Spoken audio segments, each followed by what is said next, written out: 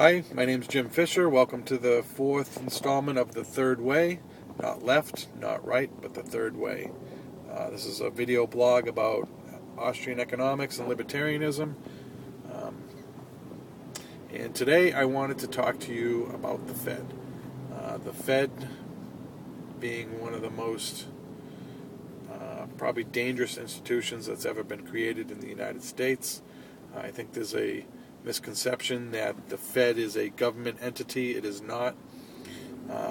Yet, for some reason, they have the authority and the ability to counterfeit and print money for the United States and actually the world, technically. So just quickly, I wanted to give you a brief history of the Fed and how it got started. In around 1910, there was some very powerful men, 7 men to be exact, that held some secret meetings in a place called Jekyll Island in Georgia. These meetings were extremely secretive, so secretive that when they had their first meeting, which was actually on a rail car,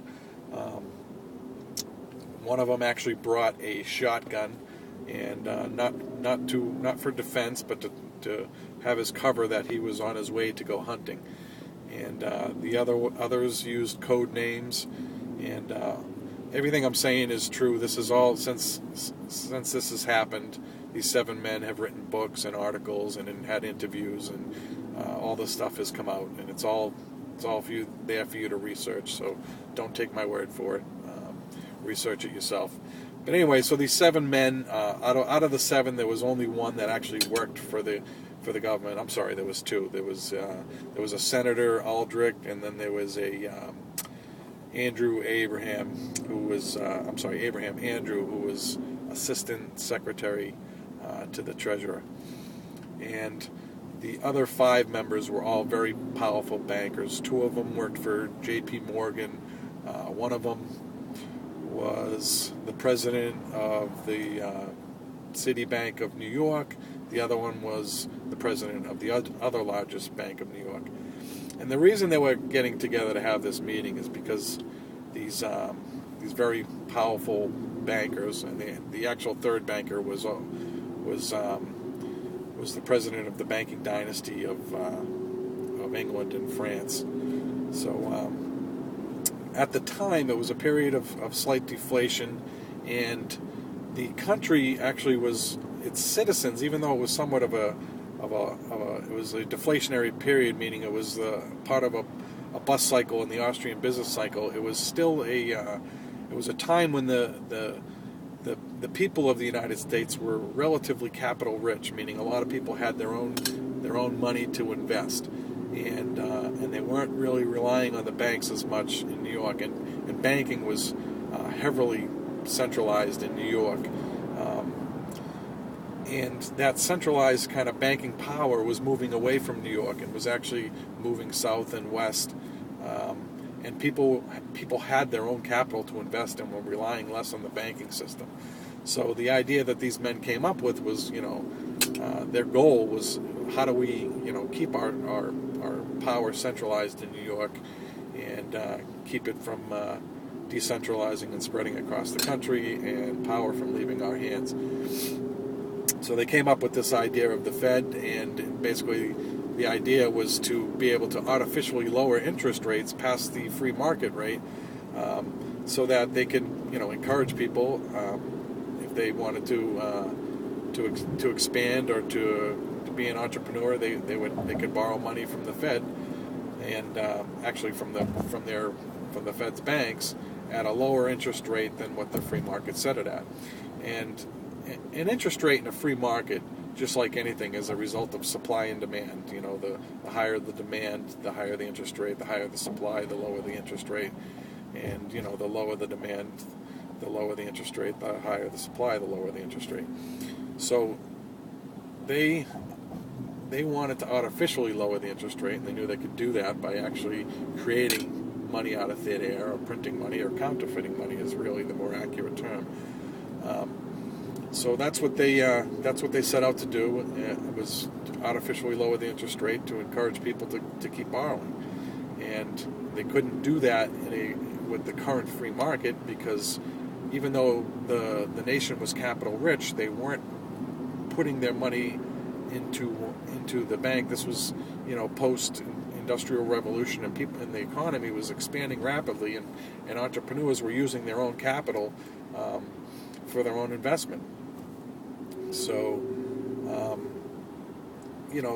so they came up with the name Federal Reserve System for kind of obvious reasons. The term federal to kind of imply that it's a government entity, which it is not. The term reserve to imply that they had some type of reserve system, which they had no reserves whatsoever. And the term system to kind of imply a diffusion of power. At the time, people were very skeptical of the centralized power in the banking industry in New York, and they wanted to kind of remove that outlook that people had towards the New York banking system. So the term system kind of implies diffusion of power. There's a system. It's not at the whims of men's decisions. We have a system for this. Thus, you have the title Federal Reserve System. So the Federal Reserve, that's kind of a brief history of how it got started. And then in 1913, it got passed. And it didn't pass the first time. Senator Aldrich went to Washington. He was one of the 7 men. He went to Washington and proposed the first bill. It got shot down instantly. He was a Republican that was known to be in with the bankers of New York, and Washington wasn't going to have it. So they very creatively got 2 other senators, Senator Glass and Senator Owen, to kind of come up with their own bill, which was the exact same bill, and they got it passed that way. And they created the Federal Reserve Act of 1913, and 1 year later, in 1914, the Federal Reserve was active. And the Federal Reserve printed money for their own purposes, for just the reasons that we discussed, but they did kind of get hijacked by what they thought were American economic needs. Around 1922 is when they started kind of expanding their charter. The Federal Reserve Act of 1913 has been changed 195 times, each and every time to expand the power and expand the ability of the Federal Reserve System. So throughout history, imagine that, 195 changes, 195 expansions of power from the Federal Reserve up till today.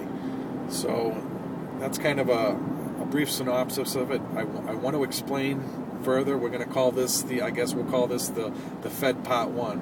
This is extremely important for you to know. The Fed is the root cause of the recession that we experience today. Anybody that tells you, it's the housing bubble and it's a result of, Frank Dodd, or it's a result of deregulations of bank or deregulation of Wall Street or whatever the heck somebody tells you about them, ask them to explain it. Ask them to explain what deregulation of the bank caused the housing bubble. Did the arms that banks lent out that caused it, was that part of the deregulation? Because it wasn't. Ask them why Frank Dodd's actions actually caused the housing bubble. Ask them to explain it to you step by step, and see what they tell you. And you're going to get a blank stare, because those aren't the root causes of what's going on today, and the root cause of our recession, and the root cause of our housing bubble. So I'm going to cut this off now, because if I go any longer, I'm going to have trouble downloading it to YouTube. So we'll call this the Fed Part 1. Signing off for now, Jim Fisher, and this is The Third Way.